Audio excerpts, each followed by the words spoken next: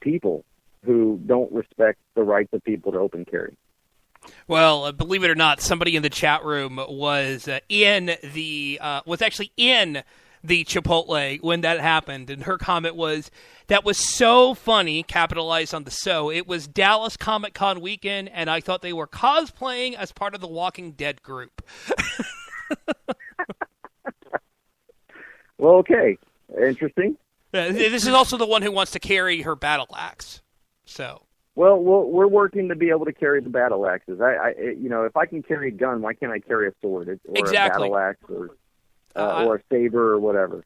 I feel the exact same way. I am a friend of mine wanted me to tag you on something on Twitter, and we can follow you at CJ Grisham on Twitter. So I am doing that right now because he had a question, and I don't know if you're in front of your Twitter or not. So I'll just I'm pulling it up right now. I'll just tag it there, and let's do this. You still got another few minutes. You want to stick around a little bit longer?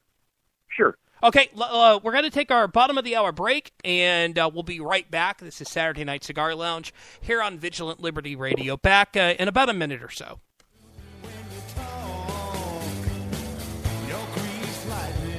A progressive woman once told me that if she was my wife, she'd poison my coffee. I told her if I was her husband, I'd drink it. This is Alan Bordius, host of Their Finest Hour, Monday nights here on Vigilant Liberty Radio.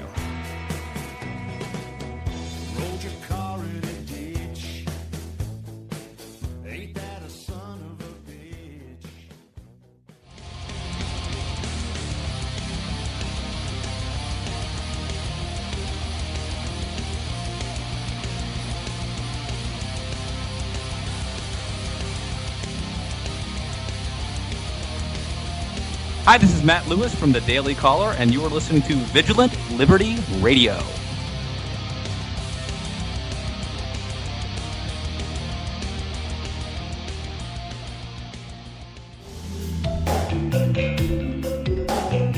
This is Alan Bordius of VLR's Their Finest Hour and the Roundtable of Extreme Liberty. And now back to Mr. Forehead himself, Taylor Millard, on the Saturday Night Cigar Lounge.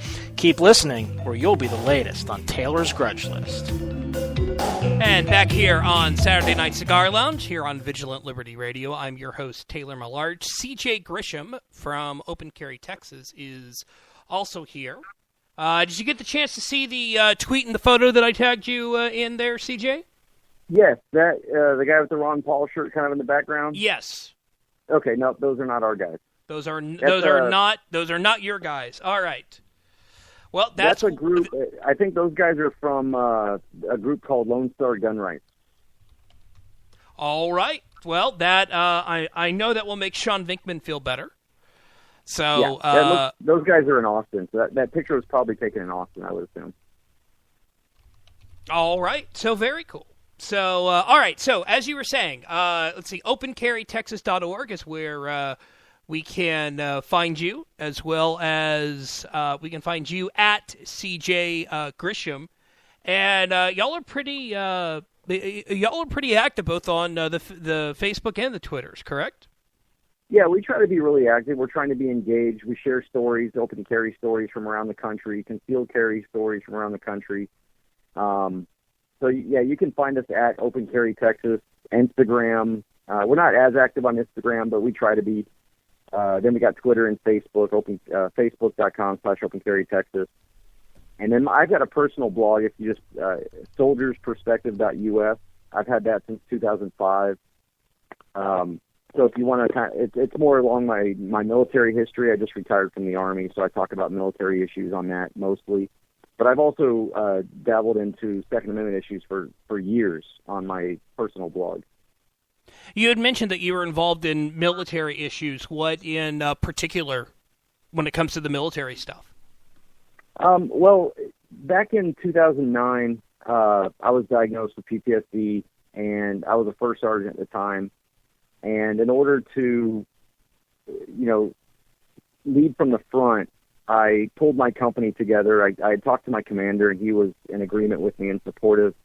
And I pulled my company together, and I said, if I'm going to sit here and tell you as my soldiers that it's okay to get help, I've got to stop hiding it myself. And so I've been really stringent and strong about fighting against the stigma that is attached to post-traumatic stress in our troops.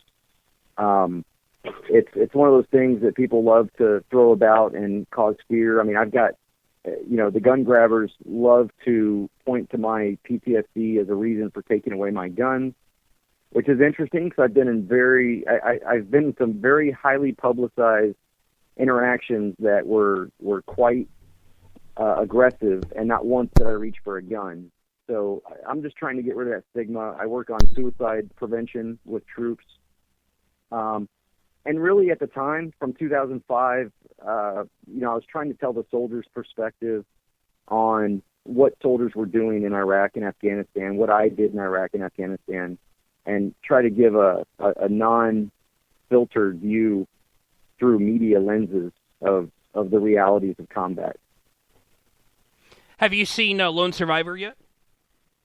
Lone Survivor. Yes, Lone Survivor and American Sniper. Have you seen American both of them? Sniper? Yeah, that's what I was responding to was American Sniper. I've seen Lone Survivor. I haven't seen American Sniper, and there's a reason. I knew Chris Kyle. He also worked on PTSD issues here in Texas, and it's been kind of difficult to want to go and see that because I heard, at the end, I guess, is his funeral procession. Yeah. And I remember being on one of the overpasses as he passed through my town in my uniform and saluting his as he went by, and it was a loss of a friend and a loss of a great American hero who really reached out to troops who were hurting, and it's unfortunate what happened to him. So I haven't been able to bring myself to watch it yet, but I'm sure one day I will. I will say this, by the way. I think that they actually use that. I saw it last weekend, and I think it could have been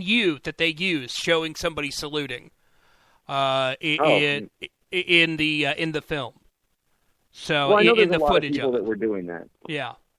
But yeah, I took time out, took an early lunch to make sure I was out there to salute him, and as he went by down I-35. What do you think about Governor Abbott saying that he's very happy to proclaim that February 2nd is Chris Kyle Day?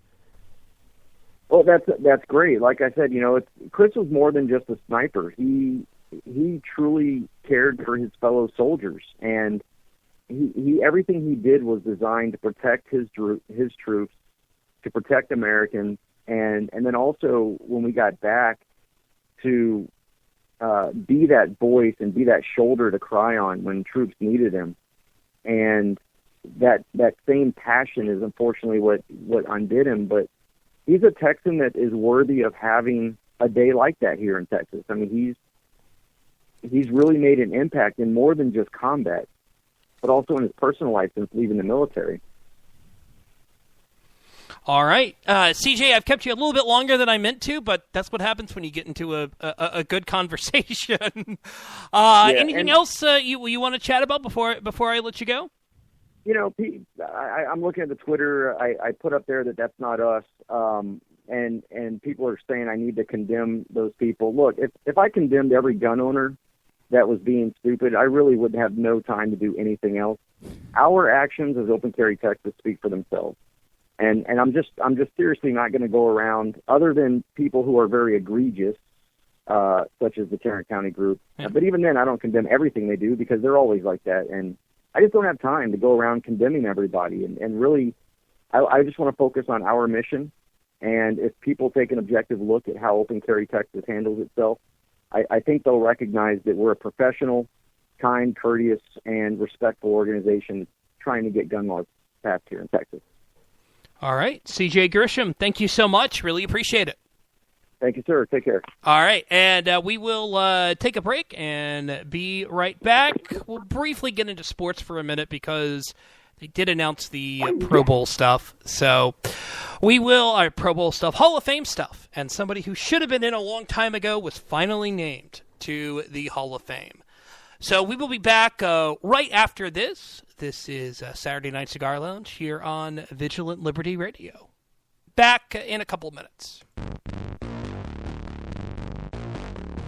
So just what is The Edge of Anarchy?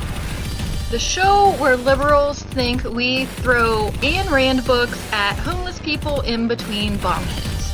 What? What happens when Vigilant Liberty Radio ties an anvil to itself and jumps into a cavern of chaos Looney Tunes style? You get Edge of Anarchy. Do I make myself clear? This is Amanda, and join me every Monday night at 9 p.m. Eastern Time to find out what Edge of Anarchy is all about. Only on Vigilant Liberty Radio.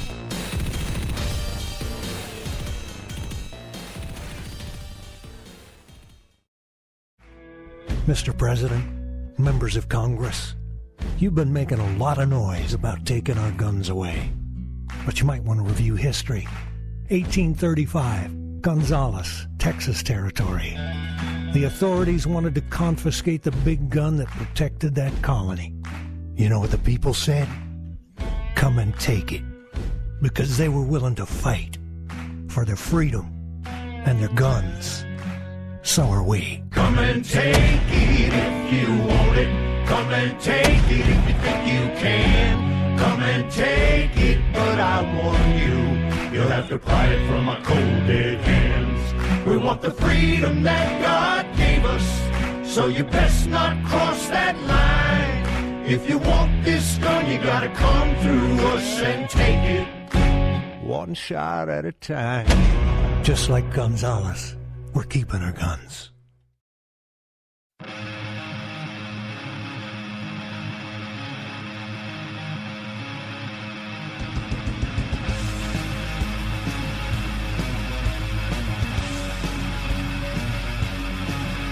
This is Ed Morrissey of HotAir.com, and you're listening to Vigilant Liberty Radio.